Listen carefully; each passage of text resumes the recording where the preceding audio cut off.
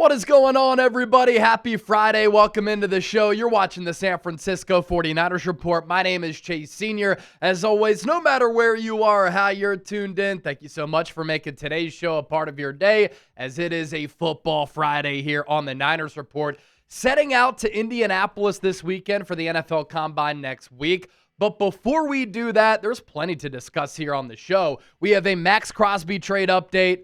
A lot of buzz around Justin Jefferson. Should the 49ers trade for one of the top wide receivers in the National Football League this offseason? And Mac Jones, the backup quarterback to Brock Purdy, who resurrected his career this past season, is a true trade mystery. Will he get dealt? Will he be on this Niners team in 2026? We'll talk about that as well. But I do want to begin here. As I mentioned, we are Indy bound next week for the NFL Combine. We'll speak with General Manager John Lynch. I'd love for Kyle Shanahan to be there, but he usually doesn't go to the Combine. I wish he was there because the Niners need to do a better job of hitting on their draft picks. But at the very least, we'll speak with General Manager John Lynch. What do you want me to ask him? Let me know down in the comment section. And don't forget to hit that subscribe button for elite high-level Niners offseason coverage. All right, let's begin here with the latest around Maxx Crosby, one of the biggest names in the National Football League, which has led to this being one of the biggest stories in professional sports right now. Will he get traded? Will he be with the Raiders under new head coach Clint Kubiak, under part owner Tom Brady? It's a new regime coming in for Las Vegas, and Maxx Crosby bleeds silver and black, and he's been part of the fabric of that organization.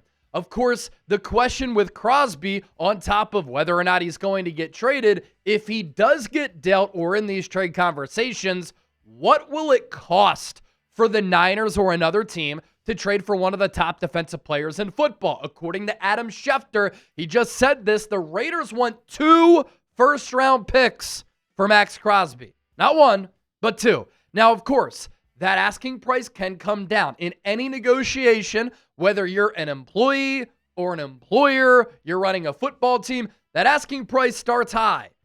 Then throughout negotiations, you can bring that asking price down. But a player of that caliber, this is no surprise, is going to demand a lot in a trade. So let's take a look at the pros and cons here if the Niners were to trade for Mad Max. There are certainly risks if the Niners wanted to trade for Maxx Crosby. He's coming off a meniscus surgery. That isn't a great injury for a pass rusher to the knee of a player who's going to be 29 years old in August.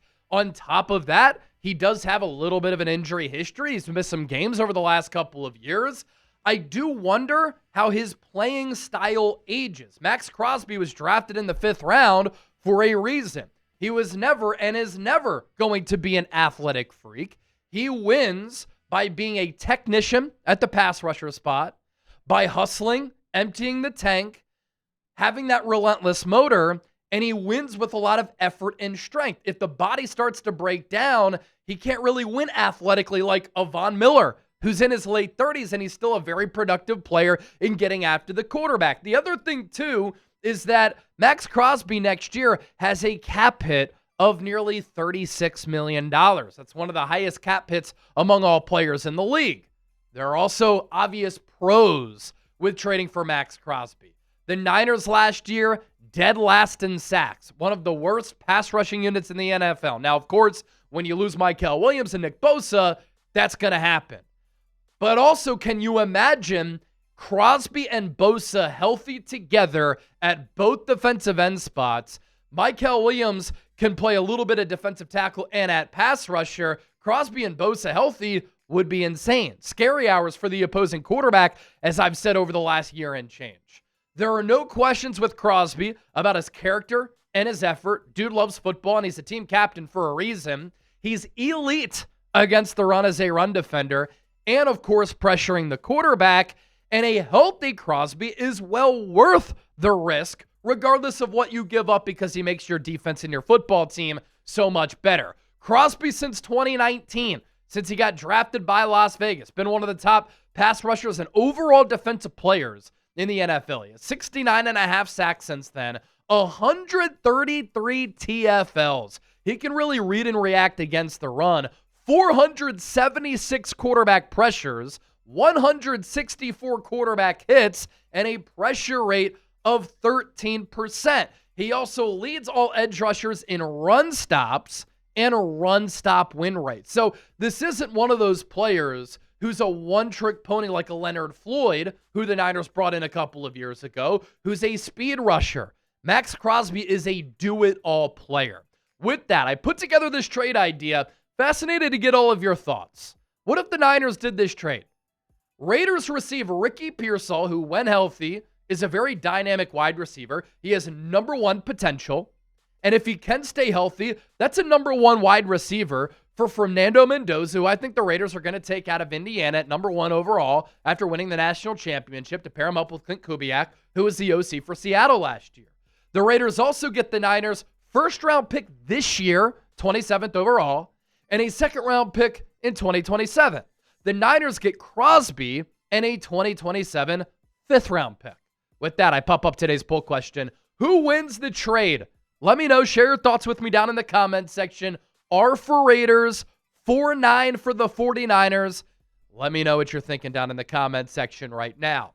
We'll talk Justin Jefferson and Mac Jones here in just a moment. But first, today's 49ers report is brought to you by our friends at Prize Picks. Shoot your shot on Prize Picks and get $50 instantly in lineups when you play your first $5. That's right. Prize Picks is now giving you $50 in lineups when you sign up and play your first $5. Prize Picks makes every dunk, every dime, every board that much more exciting. So don't miss this chance to get started on America's #1 app for sports picks. Prize Picks is simple to play, ladies and gentlemen. Just pick more or less on 2 to 6 player stat projections. If you get your picks right, you can cash in.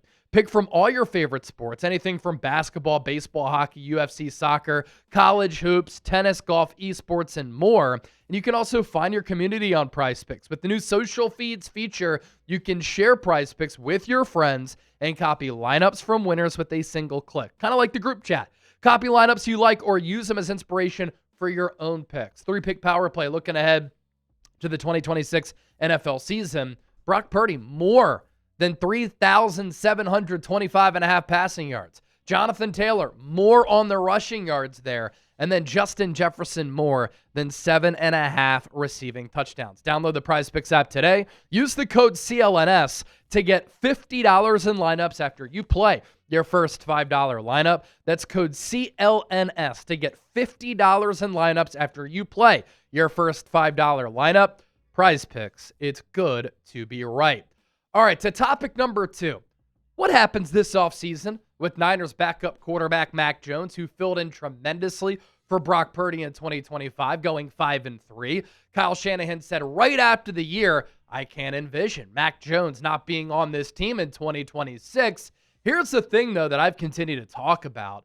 The Niners might get blown away by a trade offer. What if they get offered a second-round pick and a third-round pick? Because it's not a strong quarterback draft, and it's not a strong free agency quarterback class.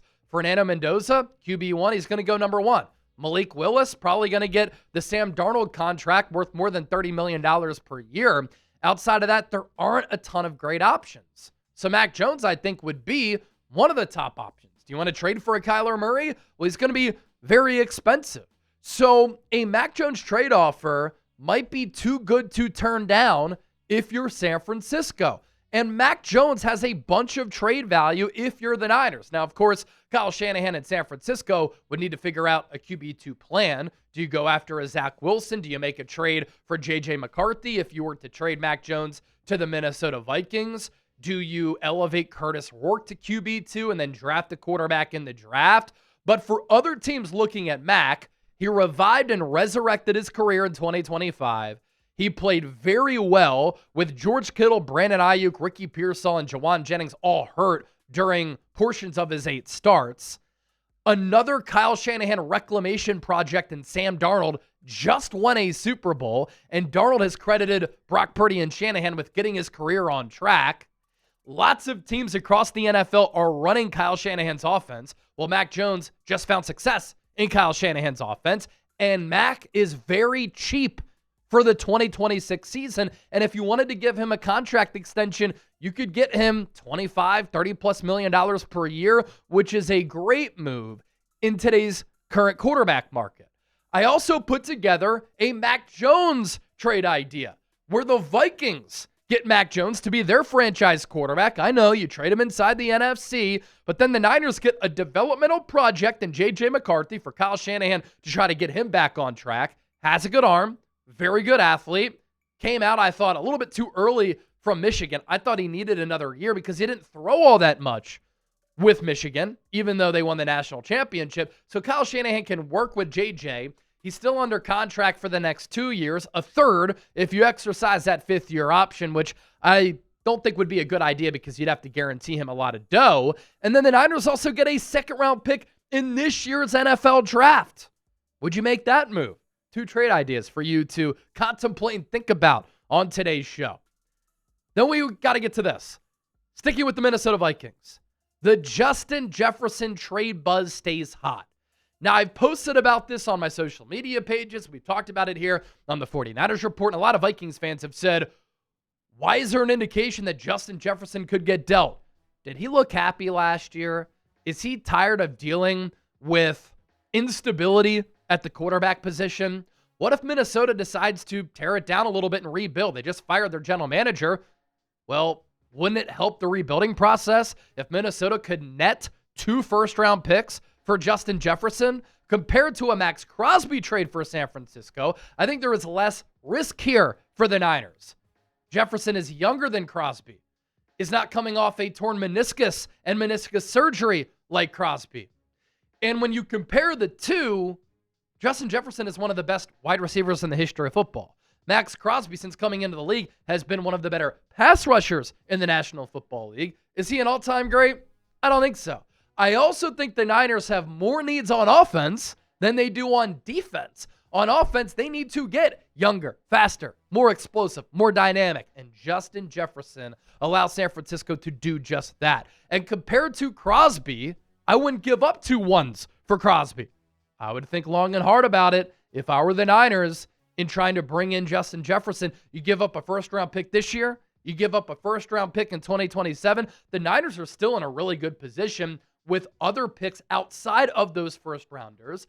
And with that first-round pick this year or next year, are you going to get a player who's better than Justin Jefferson? No chance. Where I do press pause, should the Niners trade for a Justin Jefferson? They have to rebuild that wide receiver room. That is for sure. I don't know if I'd give up 2 ones for JJ. Here's why. This is a very deep wide receiver class looking ahead to the 2026 NFL draft at the end of April. Justin Jefferson is making a ton of money.